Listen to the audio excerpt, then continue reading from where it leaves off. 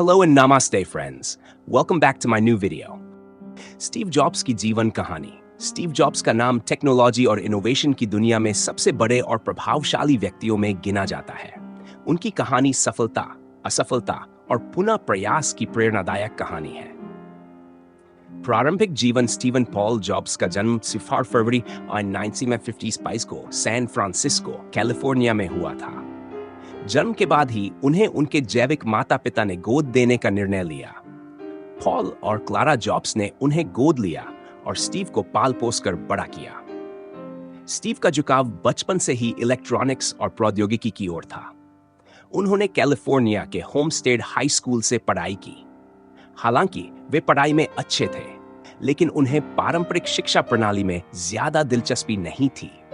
उन्होंने Portland, Oregon के read college में दाखिला लिया, लेकिन महंगे खर्च के कारण 6 महीने बाद कॉलेज छोड़ दिया। इसके बावजूद उन्होंने कॉलेज के कैंपस में कक्षाओं में अनौपचारिक रूप से भाग लेना जारी रखा, खासकर कैलीग्राफी की कक्षाओं में। एप्पल की स्थापना 1976 में स्टीव जॉब्स ने अपने दोस्त स्टीव वॉजनियाक के साथ मिलकर अपने माता-पिता के गैराज में एप्पल कंपनी की स्थापना की। उनका पहला उत्पाद एप्पल आई कंप्यूटर था, जिसे उन्होंने खुद डिजाइन किया। एप्पल था ने कंपनी को जबरदस्त सफलता दिलाई और यह जल्द ही सबसे तेजी से बढ़ने वाली कंपनियों में से एक बन गई। असफलता और एप्पल से निष्कासन। 1980 के दशक के मध्य में जॉब्स के प्रबंधन शैली को लेकर कंपनी के अंदर विवाद शुरू हो गए। 1995 में कंपनी के सीईओ जॉन स्क्ली के साथ मतभेदों के कारण स्टीव जॉब्स को अपनी ही कंपनी छोड़नी पड़ी। यह उनके जीवन का एक बड़ा झटका था। नई शुरुआत। नेक्स्ट और पिक्सार एप्पल से निष्कासन के बाद जॉब्स ने नेक्स्ट नामक एक नई कंपनी की स्थापना की। नेक्स्ट ने उन्नत कंप्यूटर बनाए, लेकिन वह व्यावसायिक रूप से ज्यादा सफल नहीं रही। इस दौरान जॉब्स ने पिक्सार नामक एक एनिमेशन कंपनी खरीदी। पिक्सार ने टॉय स्टोरी जैसी सफल फिल्मों का निर्माण किया, जिसने एनिमेशन इंडस्ट्री को बदलकर रख दिया। एप्पल में वापसी और पुनरुत्थान। 96 में एप्पल ने नेक्स्ट को खरीद लिया और इसके साथ ही स्टीव जॉब्स ने एप्पल में वापसी की। उन्होंने एप्पल को दिवालिया होने से बचाया और इसे दुनिया की सबसे इनोवेटिव कंपनियों में बदल दिया।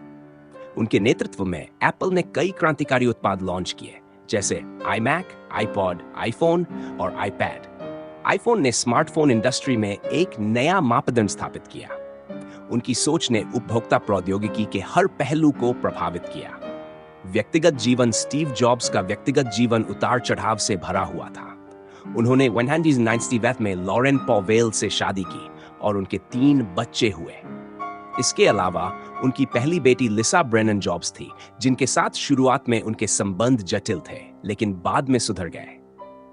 स्वास्थ्य और मृत्यु। 2004 में स्टीव जॉब्स को पैंक्रियाटिक कैंसर का पता चला। उन्होंने कई साल तक इलाज करवाया और एप्पल के सीईओ के रूप में काम करते रहे, लेकिन 5 अक्टूबर 2011 को उन्होंने 56 वर्ष की आयु में इस दुनिया को अलविदा कह दिया। विरासत। स्टीव जॉब्स ने तकनीकी दुनिया में जो योगदान दिया वह अतुलनीय है। उनकी दूरदृष्टि, नवाचार के प्रति लगन और साधारण से कुछ असाधारण बनाने की क्षमता ने एप्पल को दुनिया की सबसे मूल्यवान कंपनियों में से एक बना दिया। उनकी कहानी हमें सिखाती है कि असफलताओं से हार न मानते हुए जीवन में आगे बढ़ते रहना ही सच्ची सफलता है। आज स्टीव जॉब्स को दुनिया भर में एक महान इनोवेटर और प्रेरणादायक व्यक्ति के रूप में याद किया जाता है। अगर आपको यह जानकारी उपयोगी लगी हो तो इस वीडियो को लाइक और शेयर जरूर करें, ताकि और लोग भी इसके बारे में जान सकें। अपने विचार और अनुभव कमेंट में जरूर बताएं। हमारे चैनल को सब्सक्राइब करना न भूलें और बेल आइकन दबाएं